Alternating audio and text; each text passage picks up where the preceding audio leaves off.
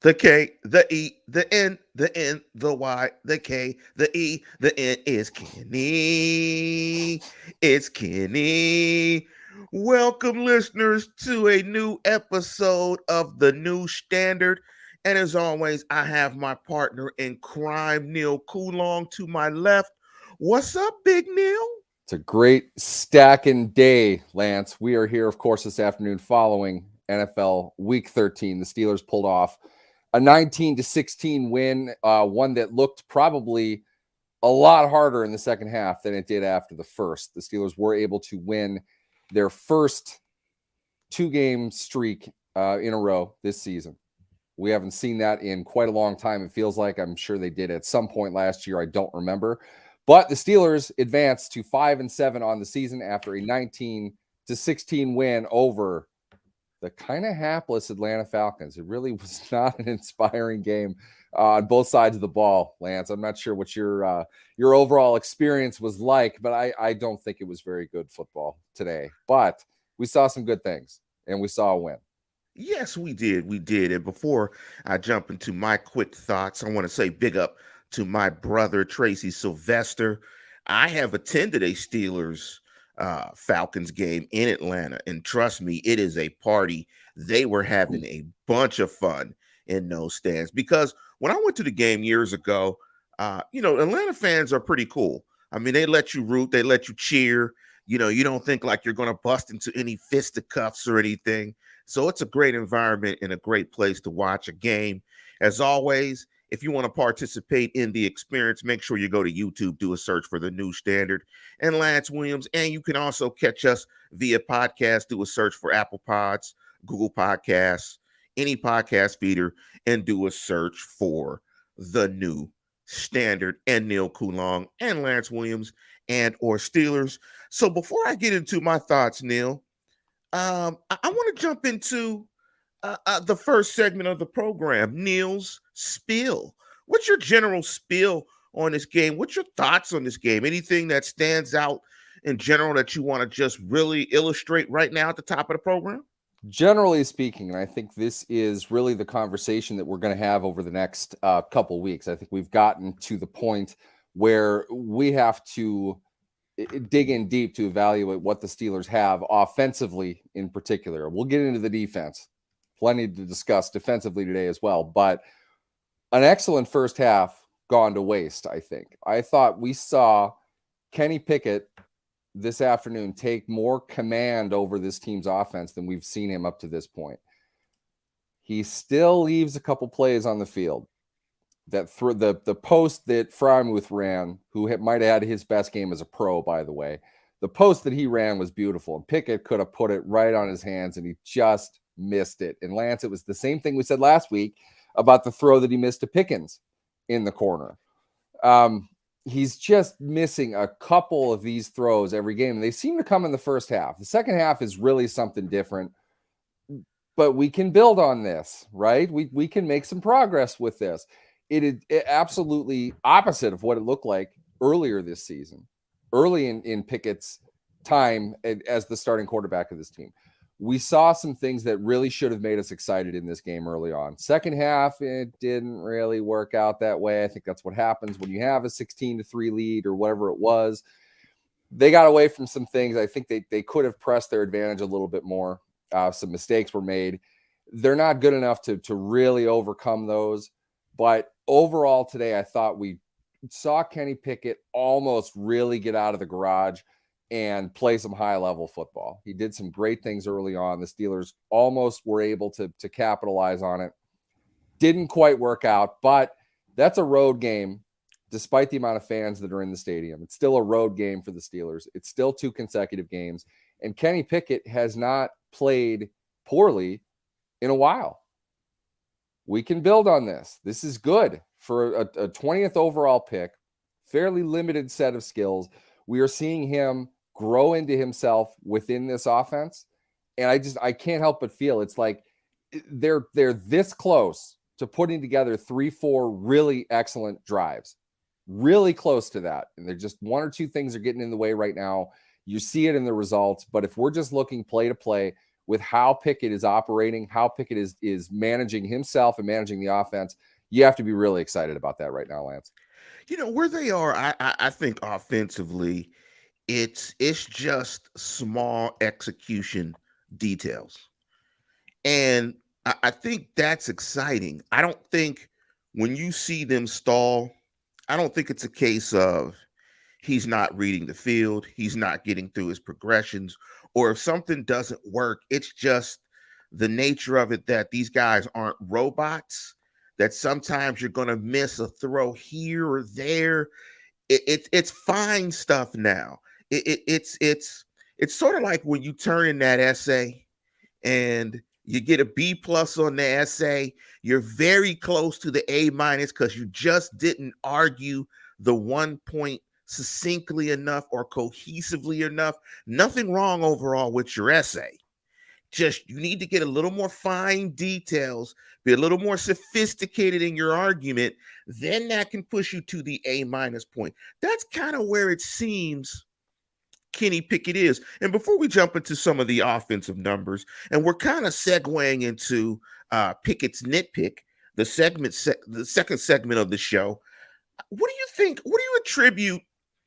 I don't know if it's fair to say a fall off offensively, or maybe where do you see the difference in first half Kenny and half Kenny? Is it the plan?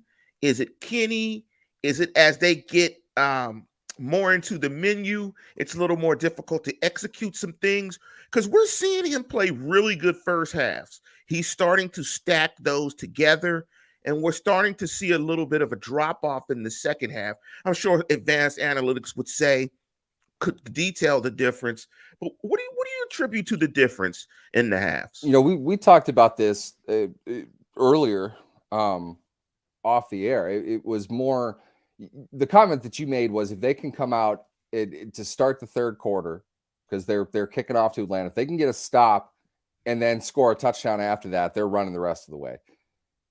It came so close to that. They got the punt.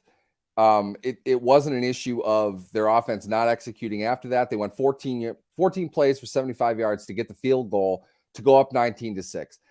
Again, though, they just almost had it. It wasn't quite enough, and I think that's what it is. It's not so much overall execution. It's just a play or two here and there. It's really not more than that. They get a couple penalties and set up long downs. That's what eventually sent them south. That was on them, right? Yeah, they got the delay of game penalty on 3rd and 13. They had a false start penalty on 1st and 10. So they started from Atlanta's 14-yard line and went back to the 19, to the 17, back to the 22, and up to the 15 before the field goal. It's things they're just stalling out, and that's happening on a lot of their field goal drives. They're moving well, and then things just don't work. It's a play or two. It's not consistently happening to them. 14 plays, they moved the ball pretty well, I thought. It was a reasonable drive. The combination of a couple penalties are probably something I would imagine Mike Tomlin's going to talk about after this game, and the fact that they're not getting the explosive play to kind of highlight these drives. They're not getting chunk plays often enough. We're seeing it, but Pickett running for 5 yards is not a chunk play. It's nice to see they load up on 3rd and 1. They're able to get 2 yards. That's good. But it come out with an incompletion. They can get 14 yards to Deontay. Another Najee might have been his best run of the day. 14 yards after that, the play they lost to Corafor on, and then they just kind of stalled. It didn't move further than that. And that I think it's just the overall ability to go from play to play and be consistent. If they have to go 14 plays to get 3 points, you can see how this might happen. The positive side of that, though, is on 14 plays, they're not turning the ball over. And again, Pickett protected the ball. I think he's about 120 attempts now without a turnover. That's excellent. You're really happy about that. But got to get a couple more of those 20-yard passes. They got to be able to break a few more runs. Najee ran really well today. He looks like a completely different player than he did earlier this season. They're seeing things in their zone run game, again, that bode very well for them in this game overall. Just not enough big plays, just not enough drives that they were able to finish. Atlanta is only in that game because, in my opinion, two of those drives, and I'm being generous, two of those drives should have resulted in touchdowns that resulted in field goals. I agree. I agree that they're very close. And I agree that if they can sprinkle in some more explosives, that's when you'll see this offense go to the next level. Because you look at third downs, they were 6 of 12, which is very good. They converted 50%. The other thing that's key there was a stat that was mentioned in the game that I want to point out to you, Neal. They were 6 of 12 on third down, 12 third down attempts. They've gotten that number down. I believe in the 2 prior games, it was above 15, 16 in terms of third down attempts. And that goes right to the point that they're not getting explosives. But the one thing that you pointed out, and the one thing that was pointed out on the broadcast, is the Steelers are leading the National Football League in 10 play plus drives. Again, that's a gift and a curse. The gift is they're not turning it over. Those drives are turning into points, not always touchdowns. But the curse is the lack of explosives. And in this game, they had a 16-play drive, a 12-play drive. I'm just going to round up. The fourth drive of the game was a 10-play drive. They had another 14-play drive, and then they had another 10-play drive. The last drive of the game, I'm going to round that up to 10. So you're talking about 1, 2, 3, 4, 5 drives of almost 10 plays or more. That's very good, but I'm sure this offense would take fewer plays for some more explosive plays, and they're getting close. Let me ask you, speaking about explosive plays, and this is just a play on the use of the letter P, Pickens poutings. Any issue with George Pickens pouting about not getting the football? Okay, here's the thing. Emotion is a big part of the game. Maturity is a big part of the game. He's a young kid. Part of what makes him a special player is that edge that he has. It's real easy to throw the diva thing out there when the players don't act like they're in the military the way that we want them to and not ever express anything and just go out and make these Herculean like plays all the time. They're bound to get a little heated. Some of them contain it a little bit better than others. Some of them don't make it as obvious as Pickens did today. I feel like he might have had reason to be a little bit upset. That said, I didn't watch every route. I didn't see everything. They doubled him pretty often from what I saw. And that was really only the stuff that they showed. So I don't know how often it happened overall. He didn't look open to me all that much today. So, we get into whose fault that is another time. It looked to me like Pickett made very good decisions with the ball. He hit open receivers. I didn't see him make a whole lot of mistakes in his decision making. I can't speak a whole lot to it. Pickens showing that level of frustration. I get why people are going to be upset about that. I'm not saying that that's the right thing to do. I'm not saying it's a good thing to do. You've got to contain it to some degree, but look, it's a part of the game too. He should be frustrated. If anything, the play that I think was we're going to look at the most, and Pickens could have done this after literally every play, and we wouldn't know about it. The play that we saw on TV was the one in which Johnson fumbled. In my opinion, I, for the life of me, can't understand how that's not a fumble, but I actually thought that wasn't a fumble. Oh, you're crazy. God almighty. Why is it that players have to get a ball notarized now for them to prove that they have possession of it? He had the ball. My God. Biggest bailout call the Steelers will have all season. Okay, I'm not going to get into that now. Pickens is upset he didn't get the ball. He hadn't gotten the ball, I don't think, at all up to that point. I don't believe it is best to show a player that the more you complain, we'll give you the ball to keep you happy. It needs to be a part of a plan. It needs to be something specific. And to the point that, yes, he's back in Georgia. Maybe this is just me. I just don't consider the Atlanta Falcons like a Georgia product. They're just not. Nobody cares about the Falcons in Atlanta. You're correct. Not. Like, if you go to a Bulldog game, I'm sure they'll give him a standing ovation. That's the NFL team in Georgia, and they played on Saturday. It's the NFL teams in SEC country. They're all like that. Yes. You go to a Jaguars game, you do it to tailgate. You know, it's a recovery day after the Florida, Georgia, or LSU games. They don't care about the Jaguars. I don't think you can do that as a player. I'm not suggesting that you can. I'm not saying he should be able to get away with that. I'm saying, though, it doesn't always work out. There are more things that he needs to do. I don't think Pickett really made mistakes with the ball. I'd have to watch the whole thing to see. I'm sure there's an opportunity that he was open. He expected to get the ball, but he's still a rookie. And anybody who's listened to the show from April until now knows I was at the start of the George Pickens bandwagon. Okay. Before everybody else started saying how great he was, you heard me saying it. In fact, you guys were yelling at me to calm down a bit. He is an elite level talent. To get a guy like that in the second round is unheard of. It shouldn't have happened. He needs to grow into himself as a player a little bit more. He's not running incredibly competitive routes yet, in my opinion. They're asking him to run the deep stuff. I'm sure that's kind of bothering him. As a receiver, if you run 3-yard, quick slants and don't get the ball, totally different than running an 18-yard dig and not getting the ball. All right. You do that often enough, you're going to wear down a little bit. Your temper may get the best of you. He's got some work still to do, but you do need to get George Pickens the ball. I don't think that's something that's going to happen consistently. He can chill out a little bit, but did he really freak out that much? Was it really that big of a deal? I don't think it's that. I don't think it's that big of a deal. And I don't have a problem with guys getting upset on the sidelines. It's an emotional game. But the one thing I will say is we have to understand that a football game, at least from a TV perspective, is a television show. And if you keep it in perspective that it's a television show as well as a sporting event, you're going to show emotional outbursts, that it's more compelling TV. So keep it in perspective that it's a television show as well. And I think you're right. I think he has played good enough football to where he deserves to get more than 2 targets. But I think you're absolutely correct, too, that early in the game, they were rolling coverage his way. But I don't have a problem. They were bracketing him. That's the ultimate sign of respect. They had him high and low. Ultimate sign of respect. Yeah, you're not going to throw him the ball a whole lot in that situation. I mean, come on, let's.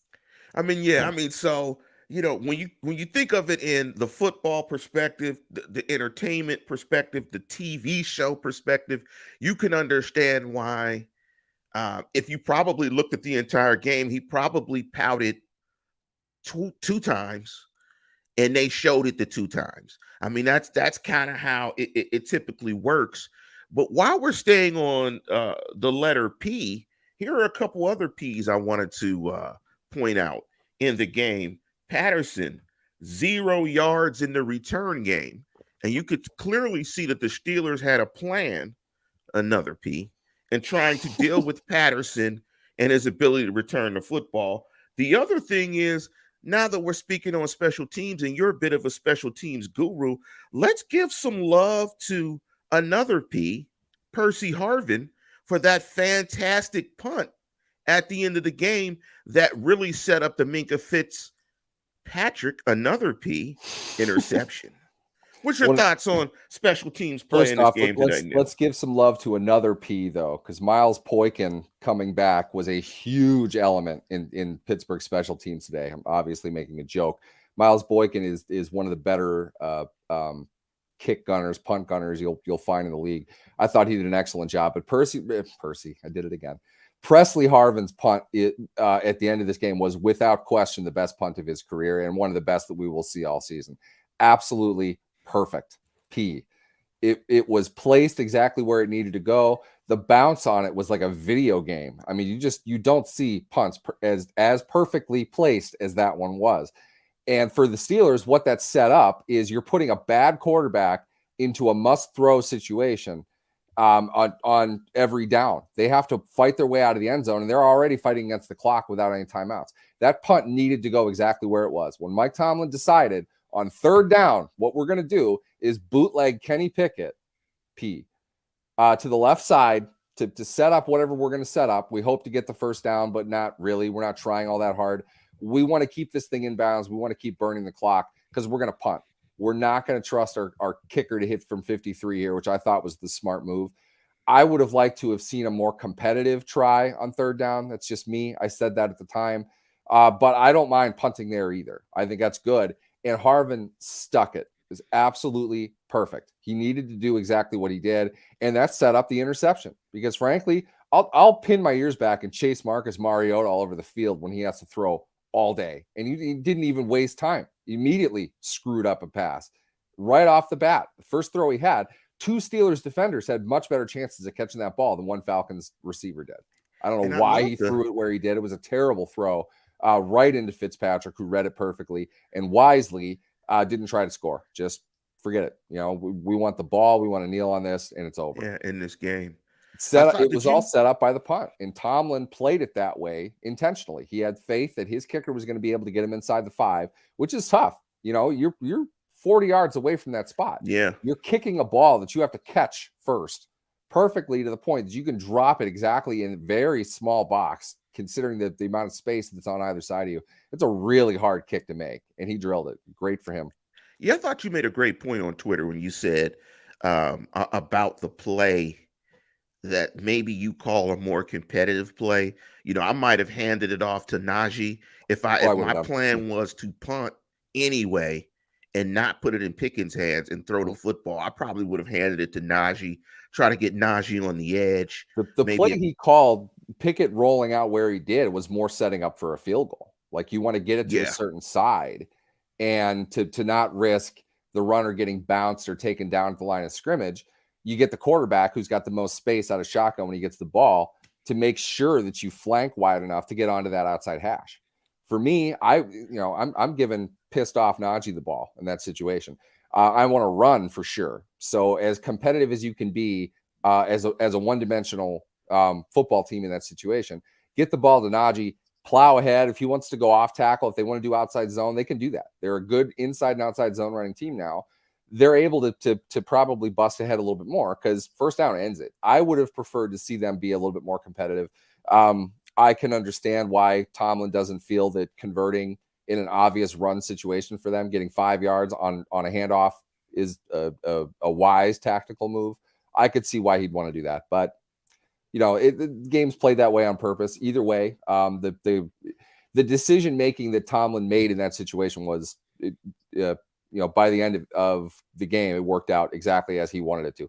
The Steelers won in tremendous fashion the final 2 competitive snaps of that game, the punt and the interception. And Marcus J. Says, because Tomlin is chicken S. I don't know about that. I don't know about that. Here's my thought. I think here's another P, points in the game, your coaching staff will tell you what they believe about a player. Now, if this is Ben Roethlisberger in the game, they're throwing the football. Ben Roethlisberger is throwing the football to win the game.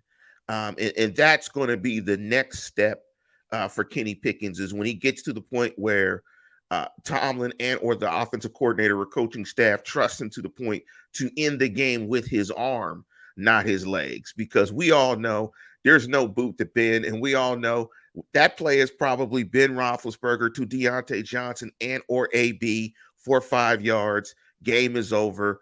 But Kenny Pickett is growing and getting to that point. On the offensive side of football, Neal, are there any? Oh, let me do this. Let me do this. Let me not be remiss and skip over Najee Harris and how well Najee Harris has played over the last 3. Do you know, I think this is the first time this year that Najee Harris has averaged 5 yards a carry in a game. He ran it 17 times for 86 yards, averaged 5.1 yards per carry. And the Steelers ran it for 154 yards today, 37 attempts, 4.2 yards per carry. Speak to the improvement of Najee Harris over the course of time this year. Would you attribute it just to the foot getting better, possibly? Because I know he came into the game banged up. Have they kind of found a nice formula of what they want to run in the running game duo, some gap stuff, that all this is kind of coming together? What do you attribute most to Najee Harris looking much better over the course of the last 4 games? First off, I'd like to point out the Steelers, a more true rushing number, 28 for 130 today. If you take out the Pickett stuff and whatever Yes. bullshit they're doing with Gunnar Olszewski that needs to stop right bleeping now. Get rid of that. Between Snell, who also ran very well today, I thought. Najee had a great game, carry for carry. Steven Sims chipped in with a little bit. Jalen Warren just had the 1 carry, but they used him in a couple different ways. Best game this season by the Steelers running backs, and Najee is going to be the tip of that spear every time. For me, the main thing I'm seeing with Najee is he looks healthy. He looks explosive. Some of that is due to, and fans of our show are going to let me hear this up and down, the offensive line is greatly improved. They are giving him more to work with, and he is taking advantage of that. He is actually attacking downhill. He's not screwing around in the backfield. He's not sidestepping. He's getting the ball and he's getting north. Okay. He had not been doing that up to this point. Did a great job of that today. And I think the 5.1 yards per carry average with only a long of 14 shows exactly that. He's not taking negative carries anymore because he's getting the ball. He's getting upfield. That said, though, the offensive line, particularly on the right side, in my opinion anyway, from just the broadcast view that I saw, they did an excellent job in running zone today. Again, they've run inside zone very well. That's really been, I think anyway, the catalyst for this team's rushing success since the bye. They really straightened a lot of that up. They cleaned a lot of those things up. Harris is not taking 1 and 2 yard carries anymore. 17 for 86 is 5.1 a carry with a long of 14. That means he had a lot of 5-yard carries. You're very impressed with that overall. And I feel like that's what it looked like. When they gave him the ball, he was moving forward. And I think they should have given it to him at the end on 3rd and 5 just to see what might have happened, but fine. I will say this, though, and again, anybody who's listened to me over the last year and a half bitching about Najee Harris will know how far of a deviation this is for me. I was actively saying to give Najee Harris the ball with the game on the line. I don't think I've ever said that. Wait a minute. Yeah, record that one. Wait a minute. Get that mark clip. the tape. Like, what's the time? If somebody's out there, please flat mark. As of right now, it's probably about 26:50. We'll call it 27 flat. Let me write that down. Mark the tape. I gotta check Neal after the show. I gotta check his temperature. Yep. And I gotta get you a thermometer or something, because Neal said I'm coming off illness here. He said I was calling for them to give the ball to Najee Harris. You don't see it much. You don't see it much. Okay. And look, I'll argue with anybody to the death why I was justified in making that.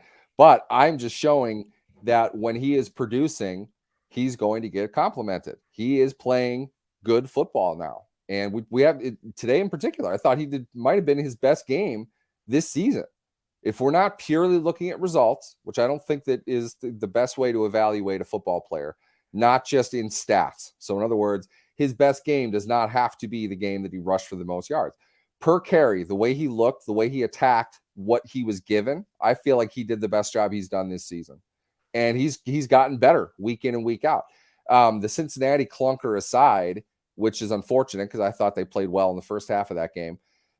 You're seeing them play like a pretty competitive team now. And Najee, I think, is one part of it. There are a lot of parts, but he's a good chunk of it. And they're able to have something of an identity on offense, which they have not had, in my opinion, in 2 years. Speaking of Najee Harris's runs, and tell me if you disagree. I thought his most impressive run wasn't the 14-yard gain. I thought his most impressive run, there was a run inside late where he turned early contact in the hole to a 5-yard gain. I thought that was his best run of the year, actually. And I'm like, whoa, okay, Najee's looking a little bit frisky here. But I got to give a big shout out to Felicia. Now, in terms of phrases and sayings on this show, Neal, you came up with the best one of the year. Dan Less.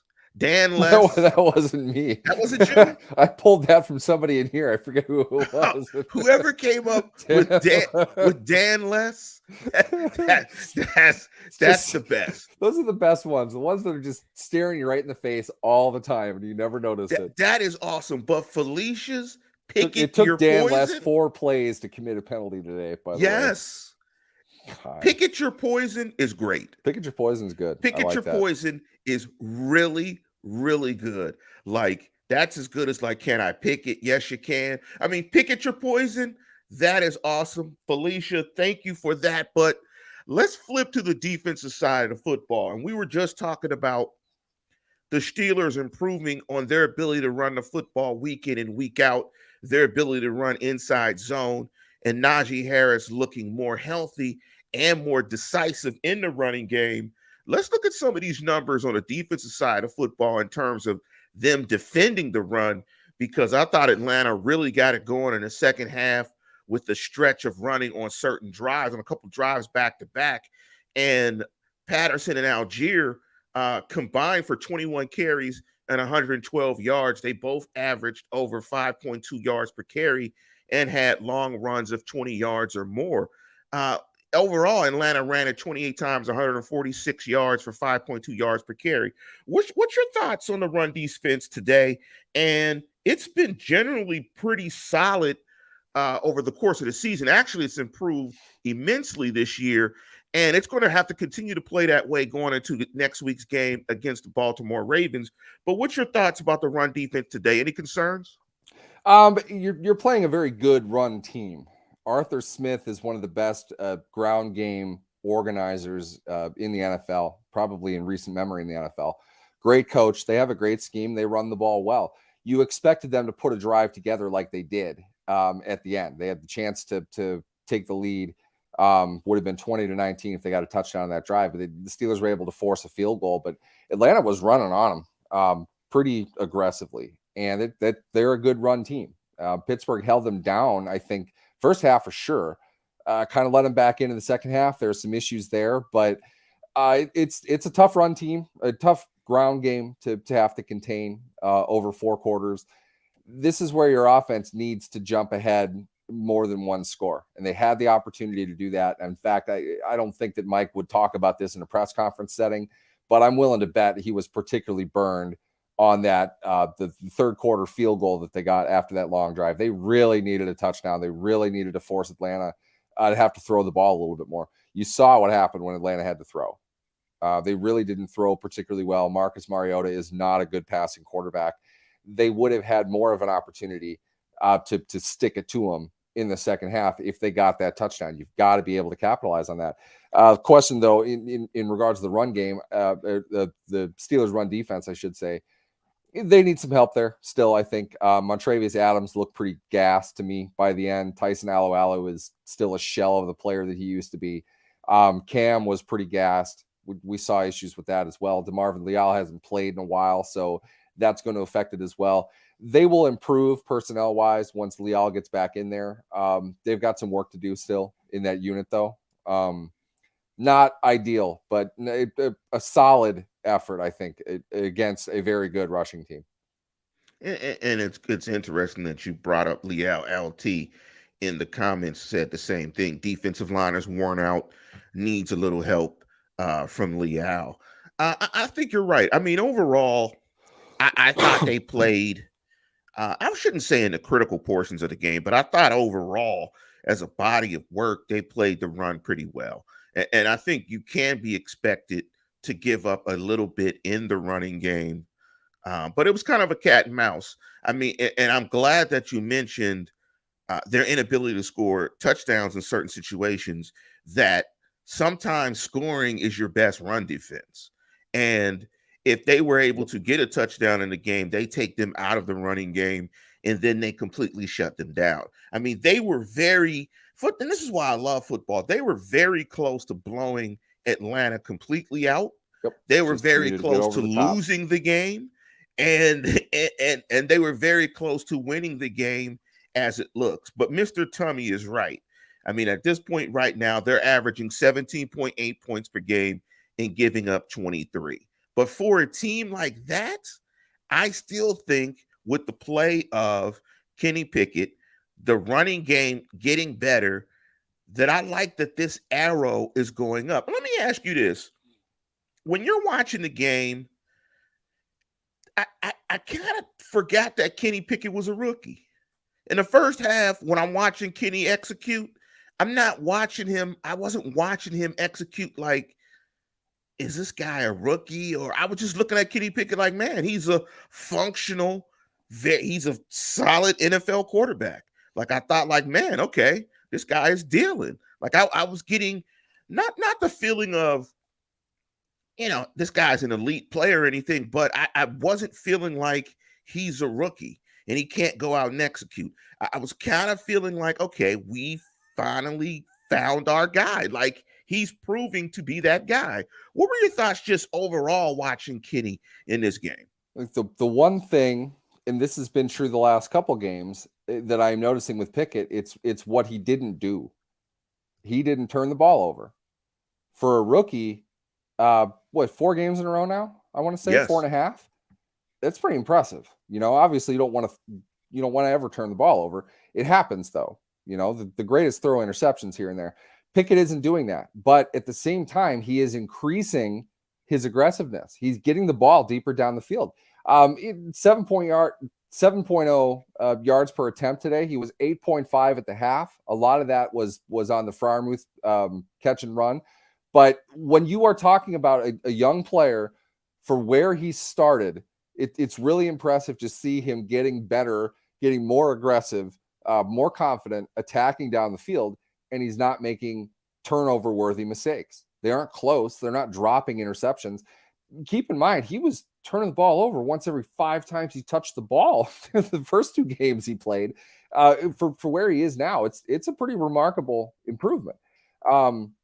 We don't quite know what the ceiling is, and we're not going to act like we do, but we're seeing much better things from him game to game. And I'll continue to say this because it's just so maddeningly frustrating at the same time. They are so close to busting a few of these wide open. Exactly as you said, they could have buried Atlanta in this game. They could have absolutely buried them. A couple plays, and they're up 3 touchdowns easily in this game. Atlanta did not play particularly well in the first half. The Steelers had more of an opportunity to put them away, and they took a 16-3 lead at half. It used to be that they would have been up 6-3 at half after something like that. They're getting better. They're doing more with the opportunities they have, but Pickett is just missing on a few plays, and that it's a much to me, it's a clear improvement from where he started, and he's doing a little bit more each game. He's playing at this high level, but he's just on the edge. Very, very close. I tweeted at some point this week that George Pickens is a step away from 150 and 2 scores at some point. They're going to put it together against somebody soon. I think they're going to have a big offensive game. I don't know who it's going to be. I can't tell you exactly why right now, but I really don't think they're far off from that. They're much closer to a big game than a bad game. I think one thing that also stood out in this game is, and I don't know if it's a factor of Marcus Mariota, but they only gave up 167 yards in the passing game. And he had a rating of 72.7. And it's probably because of Marcus Mariota. But, this defense has consistently given up big plays in the passing game. And it was very good today. They also limited the Falcons to 3 of 10, 30% on third down. Also, the Steelers were pretty good in the red zone, 1 of 2. More impressive there is the number of red zone attempts. They only gave up 2 red zone attempts. The Steelers have been giving up about 50% in red zone conversions over the last 4 games, but because they only held them to 2 chances, it's been pretty solid today. Let me ask you one question before I jump into my Lance's hypotheticals. What's your thoughts on TJ Watt? What's going on there? Is TJ not healthy?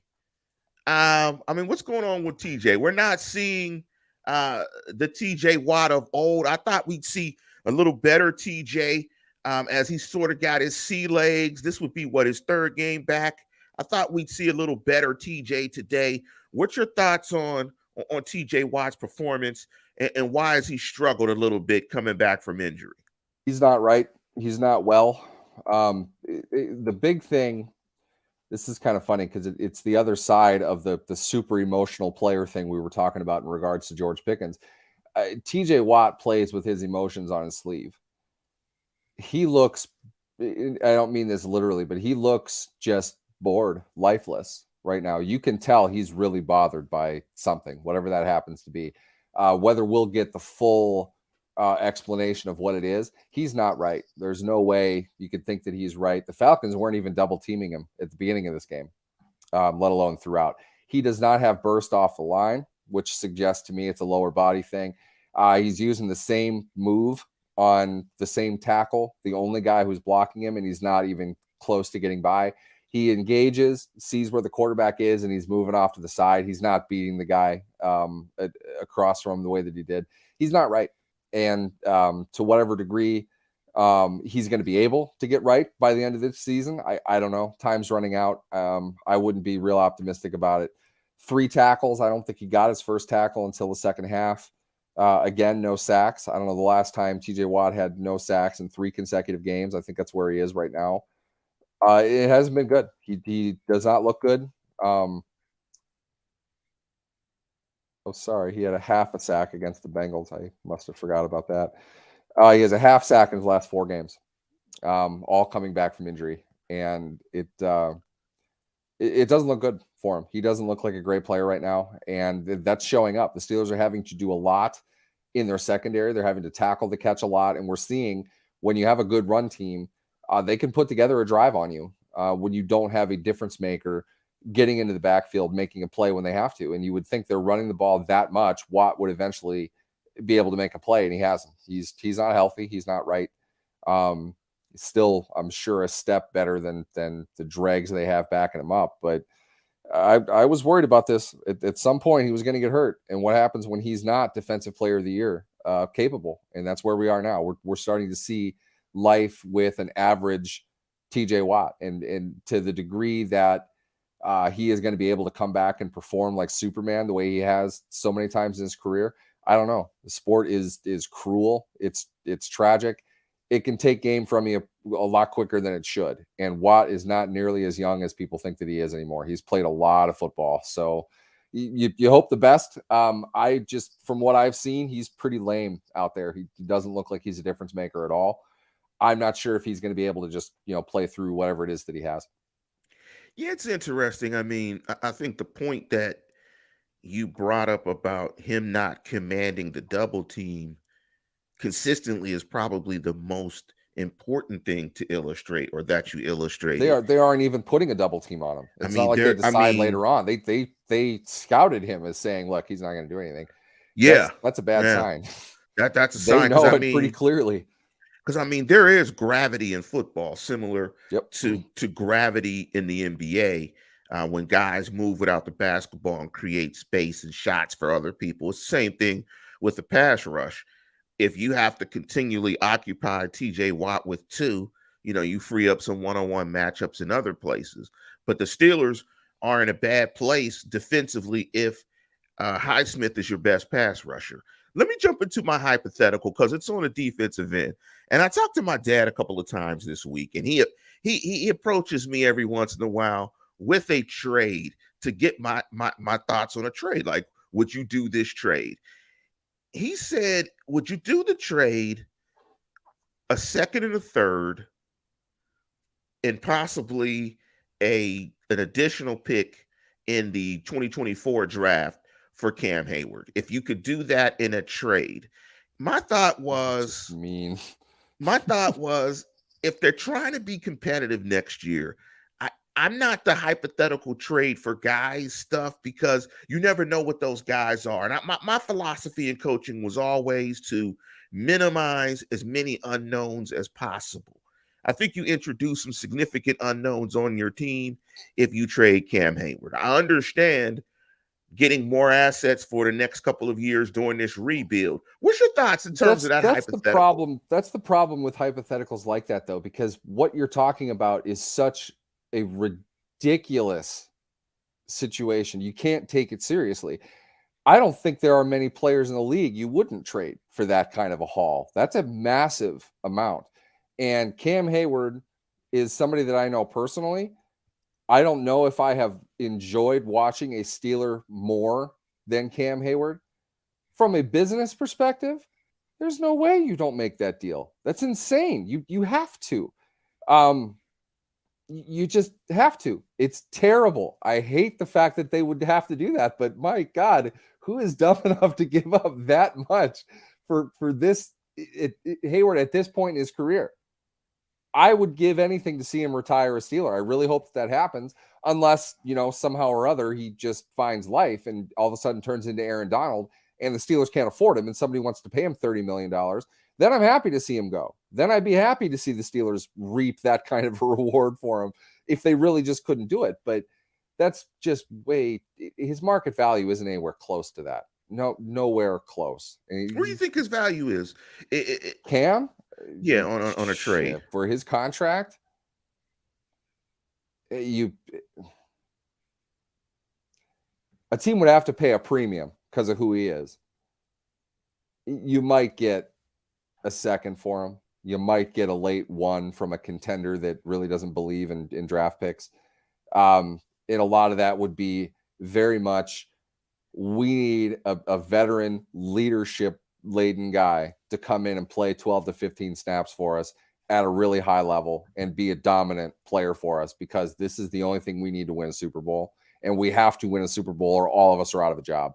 That situation, you might get a first on a gamble, maybe, in that's a highly leveraged situation. His contract is significant. There's only 2 years left. He's given everything he's had over the last 2 years. I'm not sure how much he even has left. It would have to be like a stretch drive. I mean, the trade deadline is passed, but put it back to that time. If you're right at that spot, that would be like Philadelphia needs to replace somebody that just got injured, needs a guy that can come in and just, bust heads and dominate in the scheme that we have for him for half the season. Maybe if they even have a first, I don't even know if they have a first round pick. Maybe you get a first from a team like that. Again, though, highly, highly leveraged. Realistically, a 3 is a big contract. He's older. He's not familiar with your scheme necessarily. That's a pretty significant risk. You don't acquire players at market value. You're usually trading a bit more with that premium. But to give up that much for him, I mean, I don't know what personal reason you'd have to acquire him to give up that much. It's just, it doesn't work that way. I'm not trying to be a jerk. It's just, it wouldn't work that way. Let me ask you this before we get out of here on this particular game, because I have another, something to throw out as we try to end the show pretty quickly. Any other defensive number or anything that stood out to you in this game? I thought the lack of pass rush stood out. I thought they were spotty in terms of defending the run. Anything else stick out to you? I would say this, and I kind of wanted to. I feel kind of disingenuous for not having brought this up. Watt had a lot of spy assignment, which means you go after Mariota on a rush angle, not in a pass rush manner, but containing him in the pocket. Part of the pass rush, I think when we watch the film, we're going to see that. I think we're going to see them collapsing around a pocket, not advancing to the quarterback as much. They run the ball. They run a lot of crazy stuff, a lot of variations, a lot of delayed handoffs. You have to stay disciplined against teams like that. At the same time, that's part of the genius of Arthur Smith. That's a way to protect your quarterback. We saw them running misdirections, play action without a rush, because they have to defend against the ball being run by 2 guys that can run or catch and a quarterback that can run or throw. There's a lot of discipline that has to go into maintaining the integrity of your defense, and that's going to back off your pass rush a little bit. So I would be concerned for part of that. I guess it's not a huge concern. I think more against an even team, we would have seen a different strategy, and I think they would have pushed a bit more pass rush wise. I'm not overly worried about where they would be with that. I think both Highsmith and Watt had pretty stringent run checks that they had to follow through on for this game, considering their opponent. It's solid though. It won't grade out well because they didn't. Did they get a sack? I don't even know if they had a sack. They got 1 sack. Got one sack. All right, good. Well, I'm looking at it. They got one you got a sack, sack on and what, they like had 3 24 quarterback attempts. hits. So it's not like they're facing a great protection team. And the Steelers are a good defensive unit, even if they're not really getting great individual accolades this season compared to the past. Alex Highsmith is a very, very quiet 10-sack guy. He's gone games like this one. He really wasn't much of a factor in it, top to bottom, but he's played well in a few games this year. He's probably been statistically their best defender. So a different kind of scheme, different setup for them on a team that has needed a true team effort most of the games they've played this season. I'm laughing at Mel's comment. What's up, Mel? Mel said, sorry I'm late. Been drinking, smoking, and talking shit. I'm in Cowboys country. Beat me to it, please. Hey, Lance and Neal. Hey, there's nothing better than eating, drinking, and talking shit after your team wins on a Sunday. There's nothing better than that. And while we're talking The about first time this year we've done it 2 weeks in a row. yeah, 2 All weeks right. in a row. We got And, to celebrate that. and while we talk about a couple of hypotheticals, Lance's hypotheticals, looking into next year, I think the Steelers have some very interesting contract discussions, and we'll talk more about that. Cam Sutton and Terrell Edmonds, Free agent. It's going to be interesting to see what they could be do. looking at a completely overhauled secondary next year. I'll be surprised if both of them are back, and I wouldn't be surprised if neither one are back.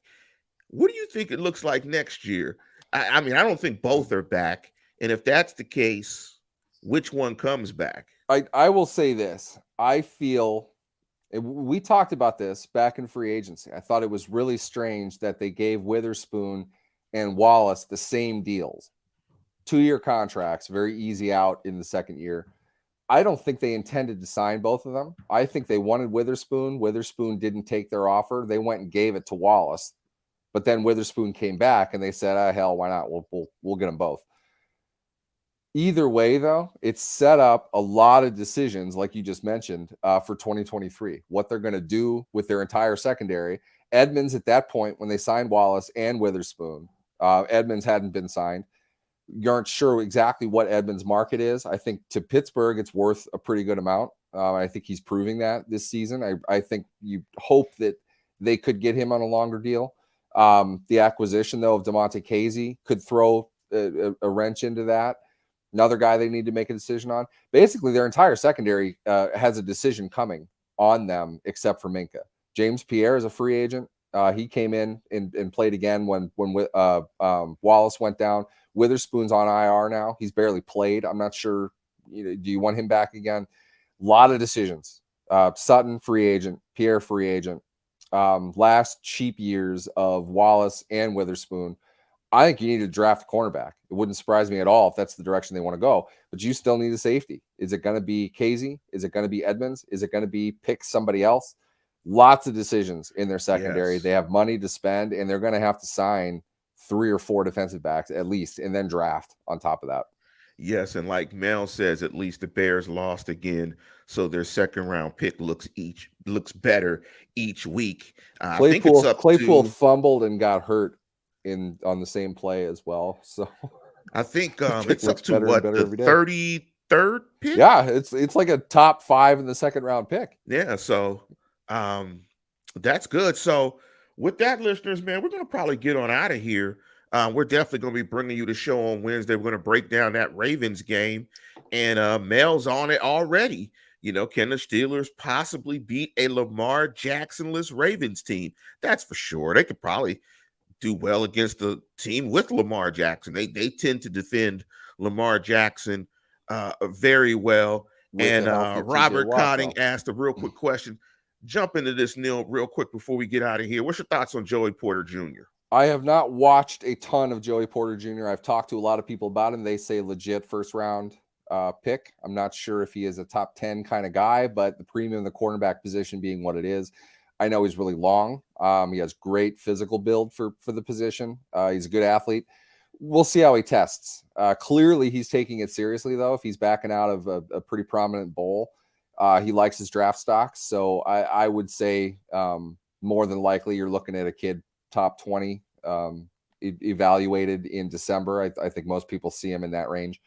I love the Is he a DNA. Steeler? That's really what you're asking. I don't know. I don't know enough about him where I sit today, but I promise you I will be diving into that sooner here rather than later. I love the DNA, man. I like when you have an opportunity to draft the sons of former players. Those guys get it. Those guys get it from the overall, it's a league, it's a business, you work, football serious. Those guys get it. Those guys get it, and they typically have good football IQs.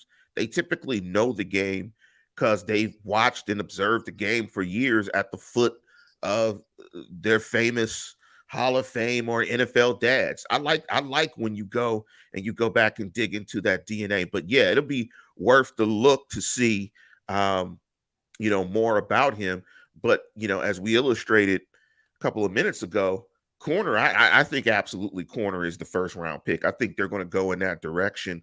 But they might have their first round cornerback who's currently on IR in William Jackson III.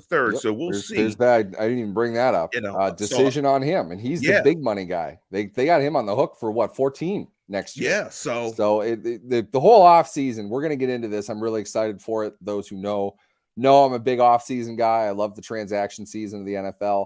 The Steelers, it's not a bad situation, but they've got a ton of decisions to make. It's going to be really interesting to see how they assemble this roster. They built it to have these decisions, so it's a good thing. They needed a season to kind of weigh what they had.